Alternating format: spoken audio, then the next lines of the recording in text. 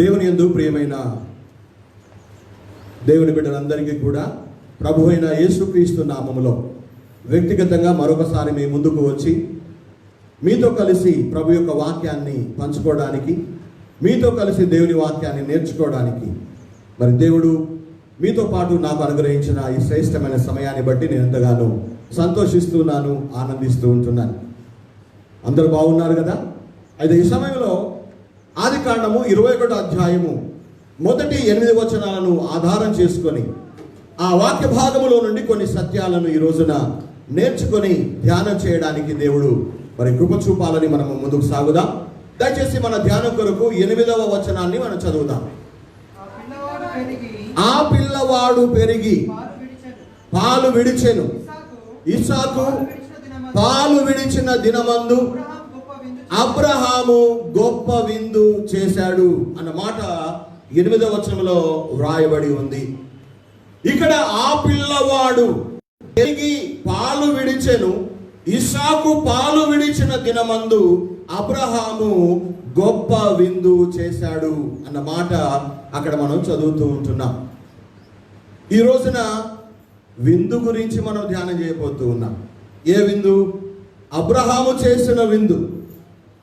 ఆ విందు మామూలు విందు కాదని వాక్యం చెబుతుంది. ఎలాంటి విందట? గొప్ప విందు. పెద్ద స్థాయిలో, గొప్ప స్థాయిలో ఆ విందు అబ్రహాము చేసినట్టుగా వాక్యంలో మనము చదువుతూ ఉన్నాం. ఎన్నో ఏళ్లుగా గర్భఫలము కొరకు ఎదురు చూస్తున్న అబ్రహాము శారాలకు దేవుడు తన కృపను బట్టి గర్భఫలముగా ఇస్సాకును దయచేశాడు. వారికి పుట్టిన ఆ కుమారుడు లేదా ఇస్సాకు పెరిగి పాలు విడిచిన దినమందు అబ్రహాము ఈ విందు చేసినట్టుగా వాక్యంలో మనం చదువుతూ ఉన్నాం. అబ్రహాము చేసిన ఈ విందు ఎందుకు చేశాడు? అదేంటయ్య గారు అలా మాట్లాడతారు? కొడుకు పుట్టాడని విందు చేసుకుంటాం, లేకపోతే మా కొడుకు పరీక్షలో పాస్ అయ్యాడని ఫంక్షన్ చేసుకుంటాం. అబ్రహాం కూడా అలాగే చేసి ఉంటాడు కదా. అఫ్ కోర్స్ అబ్రహాం కూడా అలాగే చేసి ఉంటాడు, నేను కాదనట్లేదు. కానీ అబ్రహాము చేసినటువంటి ఈ విందు దేనికోసం చేశాడు, ఎలా చేశాడు, ఎవరి కోసం చేసి ఉంటాడు అని కనుక ఆలోచన చేస్తే ఈ మొదటి 8 వచనాల్లో నుండి చక్కని సత్యాలు మనం నేర్చుకోగలుగుతాం. బహుశా అబ్రహాము ఈ విందు ఆర్భాటం కొరకు చేశాడా? తన ఆడంబరాన్ని చూయించుకోవడానికి చేశాడా? తన ఆనందం కొరకు చేశాడా? లేకపోతే ఇంకా వేరే ఉద్దేశంతో చేశాడా? చాలా మంది ఫంక్షన్స్ చేసేటప్పుడు, విందులు చేసేటప్పుడు, కార్యక్రమాలు చేసేటప్పుడు తమ గొప్పతనాన్ని చూయించుకోవడానికి, తమ ఆడంబరాన్ని చూయించుకోవడానికి, తమ యొక్క ఆర్భాటముతో చేసేటువంటి ప్రయత్నాలు చేస్తూ ఉంటారు. అయితే ఒక మాట, 18వ అధ్యాయంలో కూడా అబ్రహాము విందు చేశాడు. ఎవరికి చేశాడు? దేవునికి చేశాడు కదా. దేవుడు ముగ్గురుగా ప్రత్యక్షమయ్యాడు.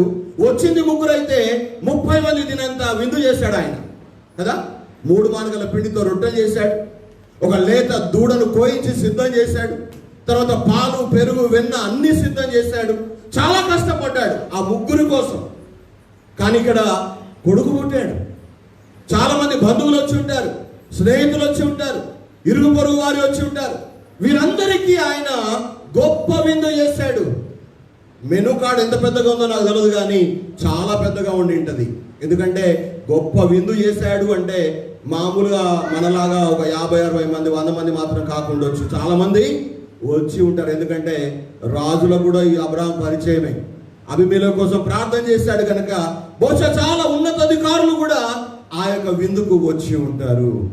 అయితే అబ్రహాము చేసిన ఈ విందు ఎవరి కోసం, దేనికోసం, ఎలా చేశాడు, ఏ ఉద్దేశంతో చేశాడు అని మనం నేర్చుకోవాలంటే ఆ పైన ఉన్నటువంటి 6 వచనాలను ఆధారం చేసుకొని అబ్రహాము ఈ విందు ఎందుకు చేశాడో మనం నేర్చుకుందాం. ఆ తర్వాత రాబోతున్న దినాల్లో దేవుడు మేలు చేస్తే మనం చేసే ప్రతి విందును, ప్రతి ప్రోగ్రామ్ని, ప్రతి కార్యక్రమాన్ని, ప్రతి ఫంక్షన్ని కూడా ఇదే ధోరణితో చేసుకోవడానికి దేవుడు మనందరికీ కూడా తన కృప చూపాలని ఒక దైవజనునిగా నేను ఆశపడుతూ ఉంటున్నా.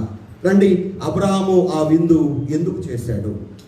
21వ అధ్యాయము 1వ వచనంలో మొదటి సత్యం రాయబడి ఉంది. యెహోవా తాను చెప్పిన ప్రకారం శారాను దర్శించెను. యెహోవా తాను ఇచ్చిన మాట చొప్పున శారాను గూర్చి చేశాడు. ఈ వచనంలో అబ్రహాము చేసిన విందులో గల ఉద్దేశాన్ని మనం అక్కడ చదువుతున్నాం, నేర్చుకోగలుగుతాం. ఎందుకు చేశాడు అబ్రహాము ఈ విందు అంటే, దేవుడు తాను చెప్పిన ప్రకారం చెప్పిన మాటను నెరవేర్చాడు అని వచ్చిన వాళ్ళకు చెప్పడానికి ఈ విందును ఒక అవకాశంగా అబ్రహాం వాడుకుని ఉండవచ్చు. ఏంటో తెలుసా? యెహోవా తాను ఇచ్చిన మాట చొప్పున దేవుడు తాను చేసిన వాగ్దానాన్ని నెరవేర్చేవాడై ఉన్నాడు అన్న సత్యాన్ని వచ్చిన వాళ్ళతో పంచుకోవడానికి అబ్రహాం ఈ విందును ఒక అవకాశంగా మలుచుకున్నాడు. అక్కడ అంటున్నాడు, యెహోవా తాను చెప్పిన ప్రకారం శారా జీవితంలో తన వాగ్దానాన్ని నెరవేర్చుకున్నాడు అన్నటువంటి సత్యాన్ని ఆ మొదటి వచనంలో మనం చూస్తాం. అబ్రహాముకు చాలా కాలం క్రితమే, అంటే 12వ అధ్యాయంలో, ఆ తర్వాత 15వ అధ్యాయంలో కూడా దేవుడు చేసిన ఆ వాగ్దానాన్ని దేవుడు రిపీట్ చేస్తాడు. 15వ అధ్యాయంలో రాయబడిన విషయాన్ని మీకు జ్ఞాపకం చేయాలనుకుంటున్నా. అబ్రహాముకు దేవుడు ప్రత్యక్షమై అంటాడు, అబ్రహామా, నువ్వు భయపడవద్దు, నేను నీకు కేడంగా ఉంటాను, నీ బహుమానము అత్యధికమవుతుంది అని ఆ 15వ అధ్యాయంలో చెప్పినప్పుడు అబ్రహాము యొక్క స్పందన ఎలా ఉంది? నువ్వు నాకు ఎన్ని ఇస్తే ఏం ప్రభువా, నాకు సంతానమే లేదు కదా అని వాపోతాడు అక్కడ. అంటే 75 సంవత్సరాల వయసులో దేవుని ద్వారా పిలువబడిన అబ్రహాముకు దేవుడు 100 ఏళ్ల వయసులో తన వాగ్దానాన్ని దేవుడు నెరవేర్చాడు. తాను ఇచ్చిన మాట చొప్పున వారికి వారసుని లేదా కుమారుణ్ణి దయచేశాడు అన్న విషయాన్ని ఆ మొదటి వచనంలో మనం చూస్తున్నాం.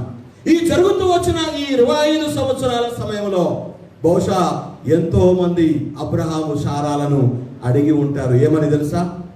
ఏమయ్యా అబ్రహాము, దేవుడు వాగ్దానం చేశాడని చెప్తీవి కదా, దేవుడు మాట ఇచ్చాడని చెప్తీవి కదా శారా, ఏమైంది దేవుని మాట? ఎక్కడ దేవుని వాగ్దానం?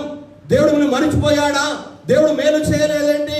దేవుడు తన వాగ్దానం నెరవేర్చలేదేంటి అని గత 25 సంవత్సరాలుగా ఎంతో మంది ఎన్నో రకాలుగా ఎన్నో విధాలుగా అబ్రహాము శారాలను ప్రశ్నించి ఉండవచ్చు, అడిగి ఉండవచ్చు. నిజమే కదా?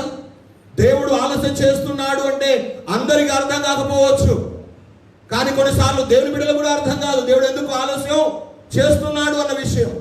కానీ ఇక్కడ తాను చేసిన ఈ విందు కార్యక్రమాన్ని ఆ అబ్రహాము ఒక అవకాశంగా మలుచుకొని దేవుడు మా జీవితాల్లో ఇచ్చిన ఆయన మాటను, తన వాగ్దానాన్ని నెరవేర్చుకున్నాడు అని చెప్పడానికి ఈ విందును బహుశా ఉద్దేశంతో అబ్రహాము ఏర్పాటు చేసి ఉన్నాడేమో.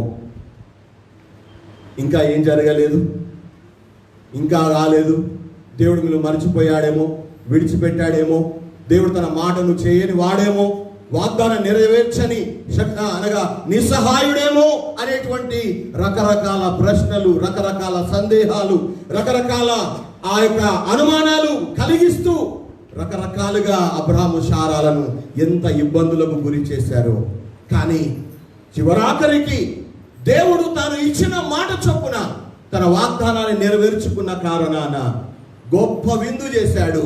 ఆ విందుకు వచ్చిన వారందరికీ కూడా అబ్రహాము చెప్పిన విషయం ఏంటంటే, నేను నమ్ముకున్న దేవుడు, నన్ను పిలిచిన దేవుడు మాకు ఇచ్చిన వాగ్దానాన్ని ఆయన నెరవేర్చేవాడు అని చెప్పినాడేమో. ప్రియ బిడ్డలారా, నేను జ్ఞాపకం చేస్తుంటున్నా, మీరు ఎన్నో కార్యక్రమాలు చేసి ఉంటారు, ఎన్నో ఫంక్షన్లు చేసి ఉంటారు, ఎన్నో విందు కార్యక్రమాలు చేసి ఉంటారు, సంతోషమే. కానీ ఆ విందులో ఎప్పుడైనా దేవుడు మీకు ఇచ్చిన మాటను నెరవేర్చినాడని, తన మాటను నిలుపుకున్నాడనే విషయాన్ని ఎప్పుడైనా సాక్ష్యం చెప్పారా? ఎప్పుడైనా అలాంటి సాక్ష్యం పంచుకున్నారా మీ బంధువులతో, మీ స్నేహితులతో? ఇక్కడ అబ్రహాము గొప్ప విందు చేశాడు. ఆ విందునే ఒక అవకాశంగా మలుచుకొని మా దేవుడు మా జీవితాల్లో ఇచ్చిన మాటను నెరవేర్చుకున్నాడు, నెరవేర్చగల శక్తిమంతుడని ఆయన సాక్ష్యం ఇచ్చిన వాడుగా ఉండవచ్చు. రోమాపత్రిక 4వ అధ్యాయం ఒకసారి 21వ వచనాన్ని చదువుతారా? రోమా 4:21.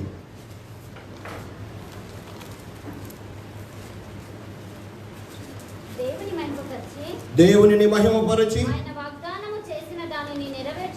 దేవుడు వాగ్దానము చేసిన దానిని నెరవేర్చుటకు ఆ దేవుడు సమర్థుడని రూఢిగా విశ్వసించినాడు అని మనం అక్కడ అబ్రహాం గురించి చదువుతూ ఉన్నాం. ఎలా నమ్మినాడట, విశ్వసించాడట అబ్రహాం దేవుణ్ణి?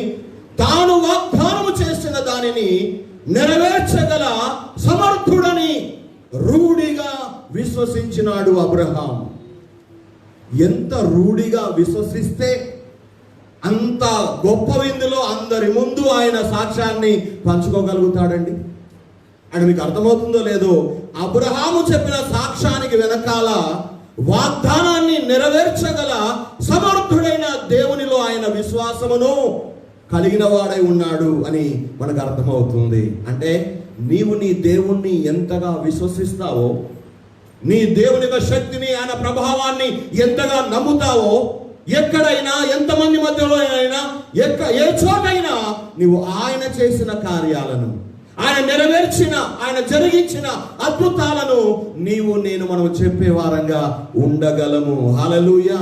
అబ్రహాము చేసిన ఈ గొప్ప విందులో గల ఉద్దేశం ఏంటంటే, తమ దేవుడు తమ జీవితంలో ఇచ్చిన మాటను నెరవేర్చుకున్నాడు, అలాంటి సమర్థుడు అని దేవుని పక్షంగా వారు సాక్ష్యం ఇవ్వడానికి ఆ విందును ఒక అవకాశంగా వాడుకోవడానికి ఆ విందును చేసి ఉన్నారేమో నాకు తెలియదు.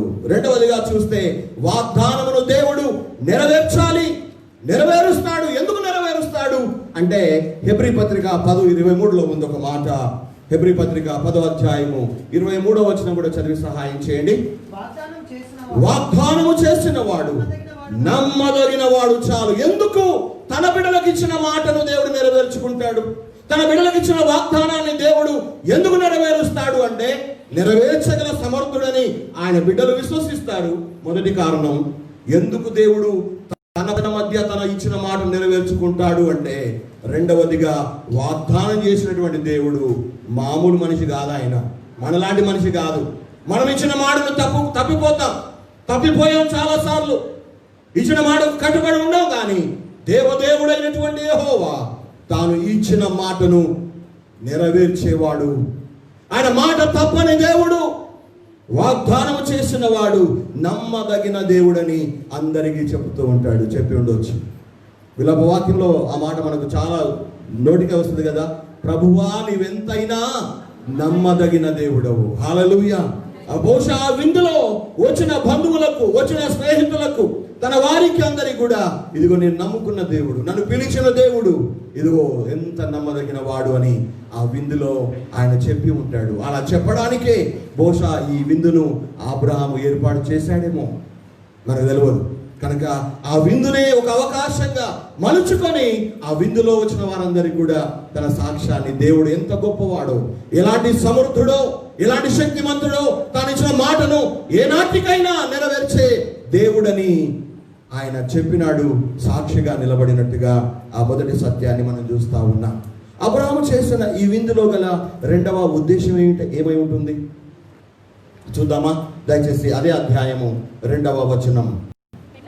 ఎట్లనగా దేవుడు అబ్రహాముతో చెప్పిన నిర్ణయ కాలములో శారా గర్భవతి అయి అతని ముసలితనమందు అతనికి కుమారుణ్ణి కనియించింది. దేవుని మాటలు, దేవుని గ్రంథము అది ఊరికేదో రాసి పారేయబడలేదండి. వ్రాయబడిన ప్రతి అక్షరం వెనకాల, వ్రాయబడిన ప్రతి పదము వెనకాల, వ్రాయబడిన ప్రతి వచనం వెనకాల దేవుని యొక్క హస్తం ఉంది, దేవుని యొక్క నడిపింపు కూడా ఉందని ఈ మాట రుజువు చేస్తూ ఉంది. రెండవదిగా అబ్రహాము చేసిన ఈ విందు, ఆ విందులో గల రెండవ ఉద్దేశం ఏమైంటుందంటే, తగిన కాలమందు దేవుడు జవాబిచ్చేవాడు అని చెప్పడానికి కావచ్చు. ఏ కాలమందు? తగిన కాలమందు, సరి అయిన కాలమందు, లేదా నిర్ణయ కాలమందు, అనగా దేవుడు నిర్ణయించిన కాలములో దేవుడు తన కార్యాలు చేయువాడై ఉన్నాడు అన్న సత్యాన్ని చెప్పడానికి విందు చేసి ఉంటాడు. మీ అందరూ తెలుసు, నేను ముందు చెబుతూ వచ్చాను, అబ్రహామును 75 సంవత్సరాల వయసులో దేవుడు పిలిచాడు. ఎక్కడి నుండి? ఊరు అనేటువంటి పట్టణాన్ని నుండి. ఆయన పిలువబడినప్పుడు 75 సంవత్సరాలు. ఆయన ఇస్సాకు జన్మించినప్పుడు 100 సంవత్సరాలు. అంటే ఈ 25 సంవత్సరాల ప్రయాణంలో బహుశా అబ్రహాం అనుకుని ఉంటాడు 76వ సంవత్సరంలో దేవుడు తన వాగ్దానాన్ని నెరవేరుస్తాడేమో అని. 77వ సంవత్సరంలో చూసి ఉంటాడు, 78వ సంవత్సరంలో చూసి ఉంటాడు, 79వ సంవత్సరం చూసి ఉంటాడు, 80వ సంవత్సరంలో చూసి ఉంటాడు, 81, 82, 83, 84, 85 ఇలా సంవత్సరం వెంబడి సంవత్సరం గడిచిపోతున్నాయి. కానీ దేవుడి నిర్ణయకాలం రాలేదు. చివరాఖరికి 18వ అధ్యాయంలో దేవుడు దర్శించి అబ్రహాము ఇచ్చిన విందును తిని వెళ్ళిపోతున్న సమయంలో, వచ్చే ఏడాది ఈ రోజుకు నీ కౌగిట కుమారుడు ఉంటాడు అని దేవుడు మళ్ళీ చెప్పేసి వెళ్ళిపోతాడు. అంటే దేవుని నిర్ణయ కాలమున దేవుడు తన కార్యాలు జరిగిస్తాడు. మనము అనుకున్నంత మాత్రాన, మనకు ఆలోచన ఉన్నంత మాత్రాన, మనకు ఆశ కలిగినంత మాత్రాన, మనం అనుకున్న సమయంలో మనం అనుకున్నట్టుగా మనకు నచ్చినట్టుగా దేవుడు తన కార్యాలు చేయడు. ఏ కాలమునైతే దేవుడు నిర్ణయించాడో, ఏ సమయమునైతే దేవుడు తన చిత్తంలో కలిగి ఉన్నాడో, ఏ సంవత్సరంలో అయితే దేవుడు చేయాలనుకున్నాడో, ఏ నెలలో, ఏ రోజున, ఏ సమయంలో ఆ కార్యాన్ని చేయాలనుకున్నాడో, అలాంటి నిర్ణయ కాలంలోనే దేవుడు నీ జీవితంలో, నా జీవితంలో తన కార్యాలు నెరవేరుస్తాయి. ఆశ ఉందని చెప్పి నోరు దేశం చూస్తుంటే దోమలు పోతాయి తప్ప దేవుని కార్యాలు జరగవు. వాక్యంలో మనం స్పష్టంగా చూస్తూ ఉన్నాం. ఈ 25 సంవత్సరాలు కూడా అబ్రహాము శారాలను ఎంతో మంది అపహాస్యం చేస్తుంటారు. ఏమయ్య అబ్రహామయ్య, ఎప్పుడు దావతీస్తావు? ఏమాయ ఇంకా రాలేదేంటి? సంవత్సరాలు గడిచిపోతా ఉన్నాయి. ఎప్పుడు మీ దేవుడు చేసేది? ఏ టైంలో, ఏ సంవత్సరంలో అని ఎన్నో రకాలుగా ప్రశ్నలు సంధించి ఉంటారు. అడుగుతారు కదా, మన కొడుకులకు కానీ బిడ్డలు కానీ పెళ్లి చేసి 1 సంవత్సరం గడిచిందో 2 సంవత్సరాలు గడిచారు, ఏమైనా విశేషమా, ఎప్పుడు ఇస్తారో దావత్ అని అడుగుతూ ఉంటారు. మనం కూడా అడుగుతూ ఉంటాం. ఏంటి అంటే మనం దావత్ అనుకున్న మాత్రం దావత్ ఇచ్చేస్తామా? దానికి టైం రావాలి, ఆ సమయము రావాలి. అందుకే చెప్తారు పెద్దలు ఏమని, కక్కు వచ్చినా ఆగదట, కళ్యాణం వచ్చినా ఆగదట. ఎందుకు ఆ మాట అంటారు? ఇలా బాగా తెలిసిన వాళ్ళేనా? కాదు. దేవుని సెలవు లేకుండా, దేవుని నిర్ణయ కాలం లేకుండా, దేవుడు నిర్ణయించకుండా, దేవుడు అనుకోకుండా నీ జీవితంలో కానీ, నా జీవితంలో కానీ, ఎవరి జీవితంలో కానీ ఏ కార్యమో జరగదండి. దేవుడు చేయడండి. అక్కడ వాక్యంలో స్పష్టంగా చూస్తున్నాం. దేవుడు చెప్పిన నిర్ణయ కాలంలో శారా గర్భవతి అయింది. ఆ నిర్ణయ కాలములోనే ఆమె అబ్రహాముకు తన ముసలితనమందు కుమారుణ్ణి కని ఇచ్చింది. అవును, మన జీవితాల్లో కూడా, మన బ్రతుకుల్లో కూడా దేవుడు ఆయన సమయంలోనే జవాబిస్తాడు. ఆయన సమయంలోనే మన జీవితాల్లో కార్యాలు చేస్తాడు. ఆయన సమయంలోనే మన జీవితాల్లో తన వాగ్దానాన్ని నెరవేర్చేవాడుగా ఉంటాడు. ఒకసారి మీకు అందరు జ్ఞాపకం అనుకుంటాను, అపోస్తల కార్యములు 1వ అధ్యాయము 6-7 వచనాలు చదువుతారా? అపోస్తల కార్యములు 1వ అధ్యాయము 6-7 వచనాలు.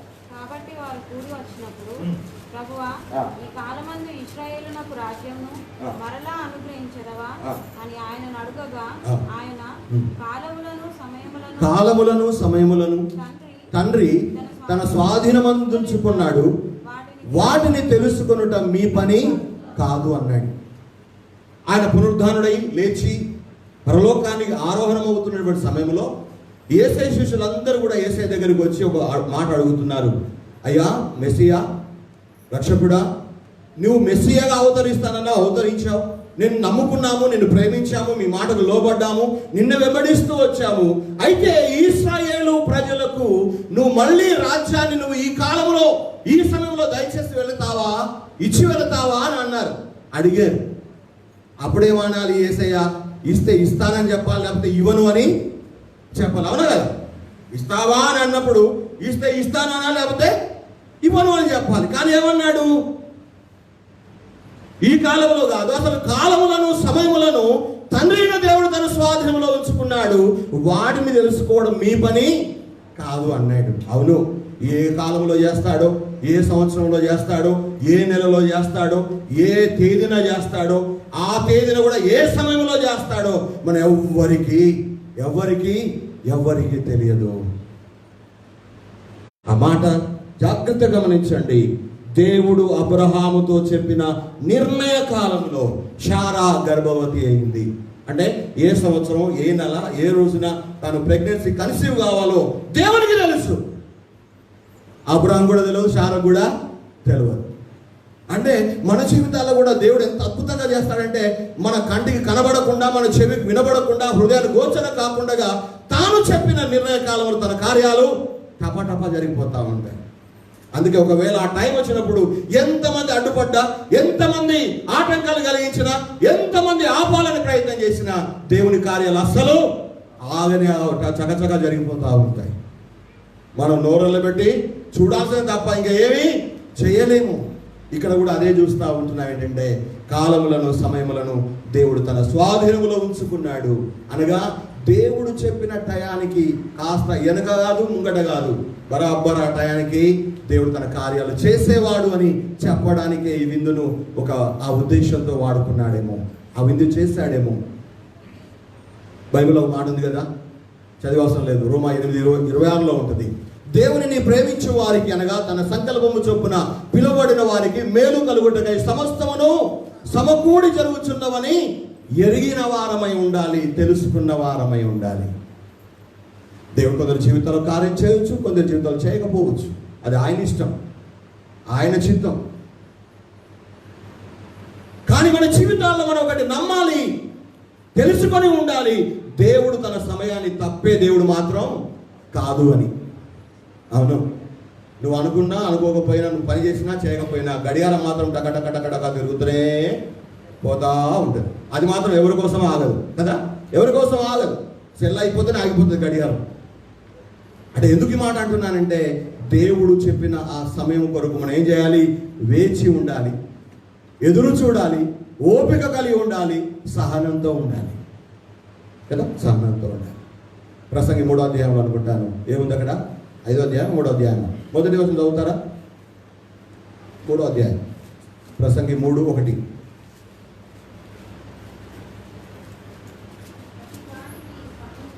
ప్రతి వానిగా ప్రతి దానికి సమయము కలదు, ఆకాశము క్రింద ప్రతి ప్రయత్నమునకు సమయము కలదు. ఇంకొకటి చదవండి.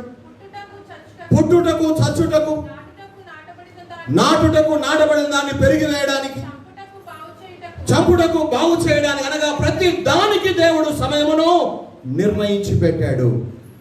నీ జీవితంలో ఎప్పుడు ఏ మేలు చేయాలో, నీ జీవితంలో ఎప్పుడు ఏది ఇవ్వాలో, కొడుకుని ఇవ్వాలా, బిడ్డని ఇవ్వాలా, ఎవరిని ఇవ్వాలి, ఇద్దరిని ఇవ్వాలా, ముగ్గురిని ఇవ్వాలా, అవన్నీ కూడా ఎవరికి తెలుసున్నాయి? దేవునికి మాత్రమే తెలిసిన విషయం. మనం వీళ్ళ కింద కూర్చొని గందరగోళానికి పడిపోవాల్సిన అవసరము లేదు. అనుకుంటాం, ఇట్లనే ఎందుకు చేసినావు దేవా, ఈలనే ఎందుకు ఇచ్చినావు ప్రభువా అంటూ ఉంటాం. కానీ మనకు ఏది ఇవ్వాలో, ఎప్పుడు ఇవ్వాలో, ఏ టైంలో ఇవ్వాలో దేవునికి తెలిసినంతగా మనకు కూడా తెలియదు. కనుక ఆ నిర్ణయ కాలం కొరకు మనం వేచి ఎదురు చూసి అలా తలవంచి నిలబడితే చాలు, దేవుని నిర్ణయ కాలంలో దేవుడు తన కార్యాలు జరిగిస్తూ ఉంటాడు. అబ్రహాము తాను చేసిన విందులో ఉన్న అందరికీ ఇదే మాట చెప్పి ఉంటాడు. దేవుడు తగిన కాలమున కార్యాన్ని చేసే దేవుడు. కొంతమందికి ఎట్లా కావాలంటే అప్పుడే కావాలి. ఆ తర్వాత నేను బాగా చాలా కాలం కిందట బస్సులో బాగా ప్రయాణం చేసేవాళ్ళం, నాకు చాలా అనుభవం. 10 గంటలకు బస్సు అంటే 9 గంటలకు పోతాం, 9:15కి వెళ్ళిపోతాం బస్ స్టాండ్కి కదా.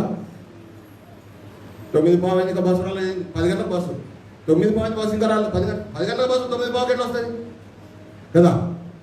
10 గంటల కంటే 10 గంటలకు బస్సు రావచ్చు, 10:15 రావచ్చు, 10:30 రావచ్చు. అంతేగాని 10 ముందు అయితే రాదు, 10 ముందు అయితే రాదు. ఆఖరికి 10:10 రాదురా బై చాయన తాగుతాం పాని చెప్పి పోతారు, బస్సు వస్తుంది వెళ్ళిపోతుంది మనం వచ్చేసరికి కదా. ఇప్పుడు అన్ని బండ్లు అయిపోయినాయి, బస్సులో ఎక్కువ ఎక్కడ లేదు. కానీ నాకు చాలాసార్లు అనుభవం అయింది, కాంతలో ఉన్న సాక్ష్యం దానికి. ఎందుకు ఈ మాట అంటున్నానంటే, నిర్ణయ కాలంలో దేవుడు తన కార్యాలు మన జీవితాల్లో చేసే దేవుడు. మనం చేసే కార్యాల ద్వారా, మనం చేసే ఫంక్షన్లలో, మనం చేసేటువంటి విందు కార్యక్రమాల్లో, అది ఏ కూడికైనా దేవుని యొక్క సన్నిధిలో దేవుడు ఎలాంటి మేలు చేశాడో, ఏ టైంలో చేశాడో, ఏ సమయంలో చేశాడో వాటి గురించి చెప్పుకోవడానికి వాటిని అవకాశంగా మనము వాడుకోవాలి. మూడవదిగా అబ్రహాం చేసిన విందు, ఆ విందులో ఉన్న ఉద్దేశం ఏమై ఉండొచ్చు? మొదటిదేంటి? దేవుడు తన వాగ్దానాన్ని తన బిడ్డల జీవితాల్లో నెరవేర్చేవాడు అని చెప్పడానికి చేసి ఉండొచ్చు. రెండవదిగా, దేవుడు తగిన కాలమున, తన నిర్ణయ కాలమున తన కార్యాలు చేసే దేవుడు అని చెప్పడానికి బహుశా ఆ విందును ఏర్పాటు చేసి ఉన్నాడేమో. మూడవదిగా, అబ్రహాము చేసిన విందులో గల ఉద్దేశం ఏమిటి? 21వ అధ్యాయం ఆదికాండము 5వ వచనం. అబ్రహాము కుమారుడైన ఇస్సాకు అతనికి పుట్టినప్పుడు, అతడు అనగా అబ్రహాముకు 100 ఏళ్ల వయసు ఉంది, 100 సంవత్సరాల వయసు. ఇక్కడ ఈ మాటను మనం కాస్త ఆలోచన చేస్తే, ఈ ముసలితనములో, ఈ వయసులో, ఈ టైంలో ఎవరైనా పిల్లలు అంటారా? ఆయనకు 100 సంవత్సరాలు, ఆమెకు 90 సంవత్సరాలు. ఇట్స్ ఇంపాసిబుల్, అసాధ్యం, కలగరు, కారు అందరు చెప్తారు. అందరేమో కానీ వీళ్ళిద్దరు కూడా అనుకున్నారు అది కాదని. అనుకున్నారు వీళ్ళిద్దరు? ఒక్కళ్ళు అనుకున్నారా? ఇద్దరు అనుకున్నారు. అబ్రాహాం అన్నాడు, శారా కూడా అన్నది. శారా నవ్వింది, అబ్రాహాం కూడా నవ్వాడు. అయ్యగారు మాత్రం శారా మీద నేపం పెట్టేస్తారు, శారా నవ్వింది అని.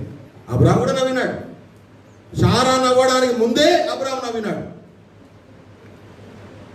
ఓసారి చూద్దాం. ఆదికాండము 17వ అధ్యాయం 17వ వచనం. ఆదికాండం 17వ అధ్యాయం 17వ వచనం. అప్పుడు అబ్రహాము సాగిలపడినవి 100 ఏళ్ల వానికి సంతానము కలుగున, 90 ఏళ్ల శారా కనునా అని మనసులో అనుకోలేను. అనుకున్నాడా, నవ్వినాడా? 17 మనసులో అనుకున్నాడు, నవ్వినాడని కూడా ఉంటుందండి. సాగిలపడి నవ్వినాడు. శారా ఎప్పుడు నవ్వింది మరి? శారా 18వ అధ్యాయంలో నవ్వింది. అబ్రాహాము 17వ అధ్యాయంలో నవ్వినాడు. 18వ అధ్యాయం 14వ వచనంలో శారా నవ్వుతుంది కదా. చదువుతారు ఒకసారి ఆ మాట. 18, 14.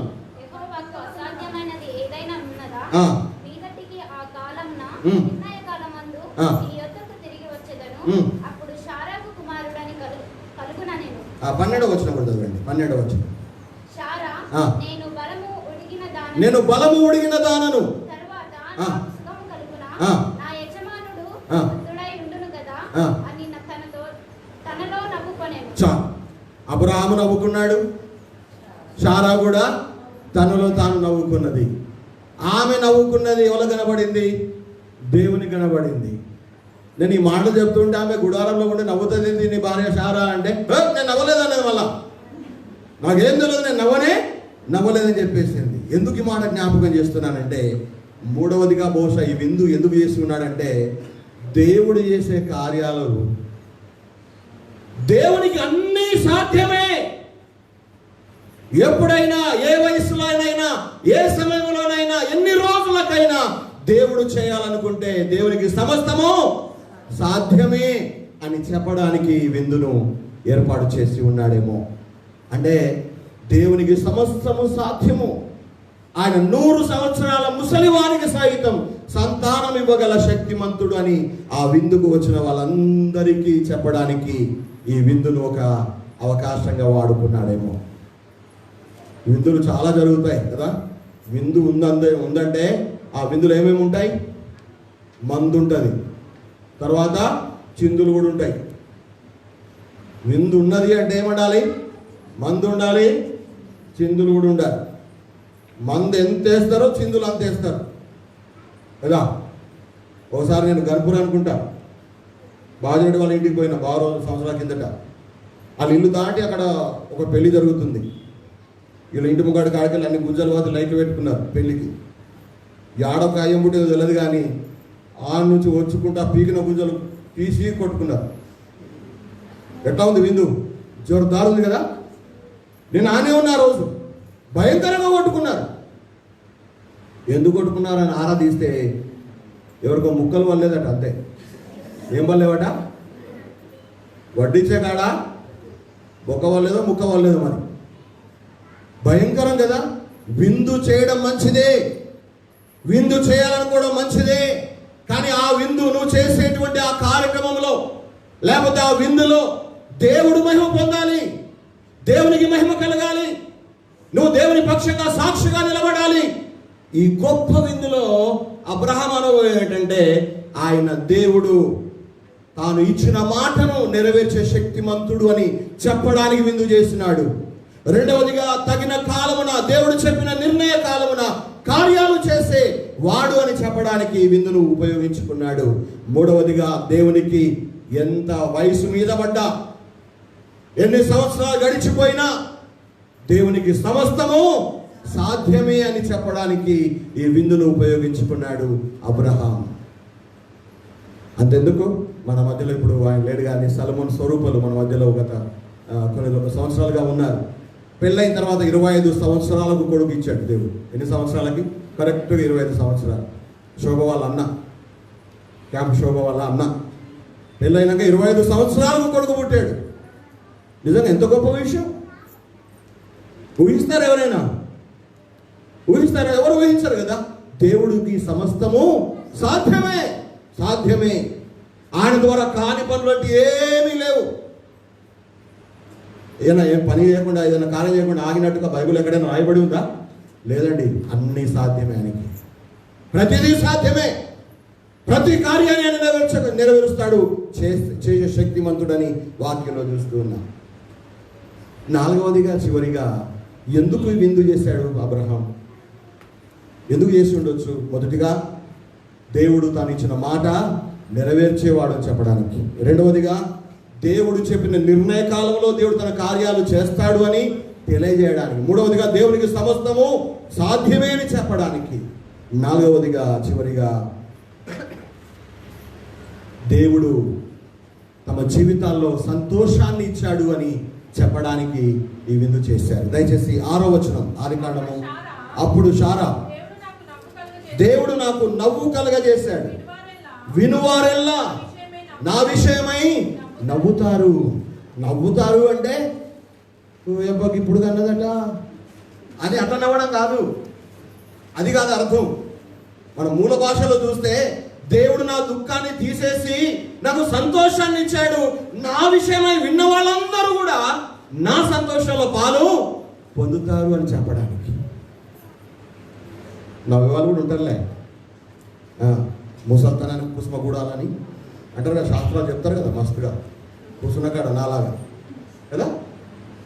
కానీ శారా అబ్రహాములు ఎందుకు ఈ విందు చేశారు అంటే మా దుఃఖాన్ని తీసేశాడు, మా బాధ తొలగించాడు, మా వేదన తీసేశాడు, మా జీవితాలను మా హృదయాలను సంతోషంతో ఆనందంతో నింపివేశాడు. మా గురించి విన్న వాళ్ళందరూ మమ్మల్ని బట్టి సంతోష పడతారు. విన్న వాళ్ళందరంటే వాళ్ళు ఎట్లా వింటారండి? ఎట్లా వింటారు వాళ్ళు? వాళ్ళు వినాలంటే చెప్పేటోళ్ళు ఉండాలి కదా. అంటే చెప్పడానికే, ఈ విషయాలు చెప్పడానికే అబ్రహాము ఈ విందు చేశాడు. తమ గురించి, తమ జీవితంలో ఏ దేవుని నమ్ముకున్నారో ఆ దేవుని గురించి, ఆ దేవుడు ఏ కాలంలో తన కార్యాలు చేస్తాడో ఆ దేవుని కాలము గురించి, ప్రతిదీ సాధ్యపరిచేటువంటి ఆ దేవుని గురించి, తమ జీవితంలో దేవుడు తమ దుఃఖాన్ని, తమ భారాన్ని, తమ బాధను తీసివేసి సంతోషముతో నింపివేసిన ఆ సంగతి గురించి చెప్పడానికే అబ్రహాము ఈ యొక్క విందును ఏర్పాటు చేసి ఉన్నాడు. బహుశా అబ్రహాము ఇంతకాలం ఎంతో నిరాశ చెంది ఉంటారు, పిల్లలు లేక ఎంతో కృంగిపోయి ఉంటారు, ఎన్నో అవమానాలు పొంది దుఃఖపడి ఉంటారు. అయితే దేవుడు వారి జీవితంలో ఇప్పుడు నవ్వును కలగజేశాడు, సంతోషాన్ని దయచేశాడు, ఆనందంతో వారి జీవితాలను నింపేశాడు. వారు ఇప్పుడు దేవుని స్తుతిస్తున్నారు, దేవుణ్ణి ఆరాధిస్తున్నారు, దేవుని మహిమపరుస్తూ ఉన్నారు. 113వ కీర్తన 9వ వచనం చదువుతారు ఒకసారి. 113వ కీర్తన 9వ వచనం.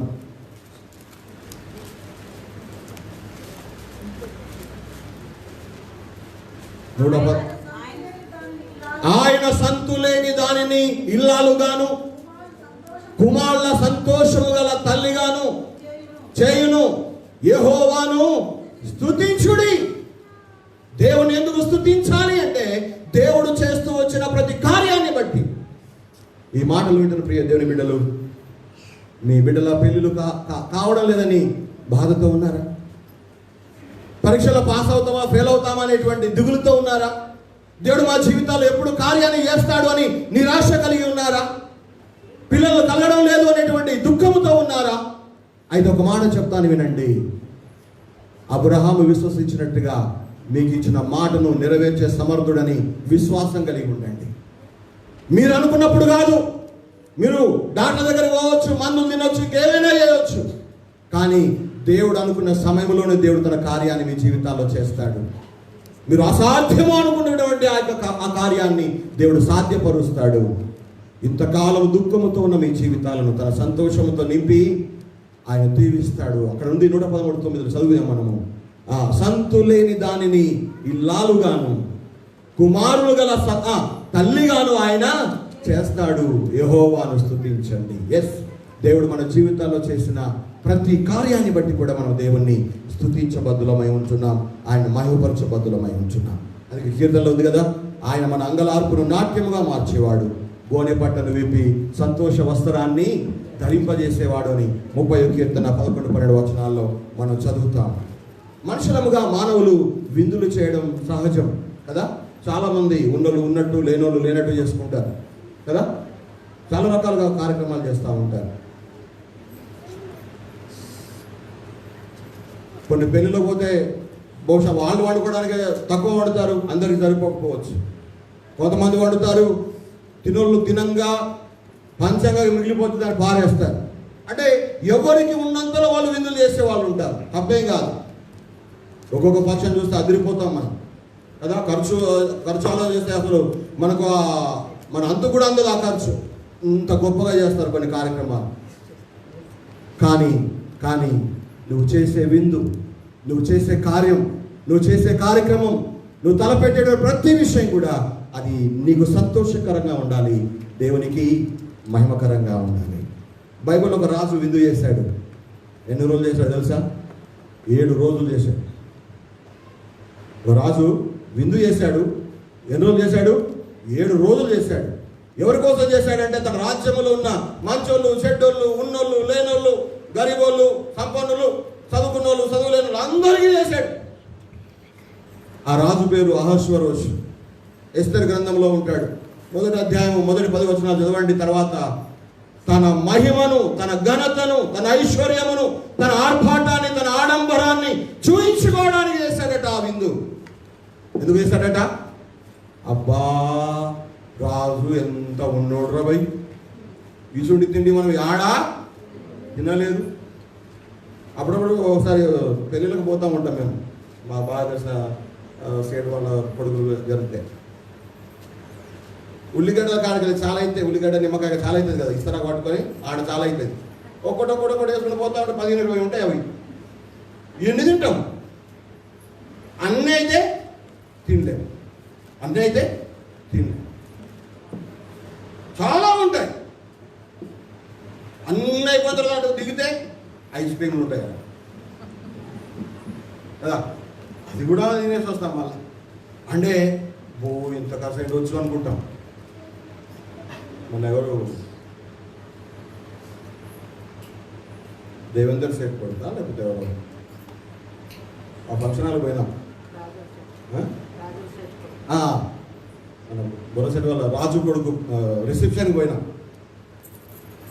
అంత పెద్ద ఒక బుగ్గ ఉంది, ఒక ఆకారం లాగా పెద్ద, దానికి అంత గాలి కొట్టింది.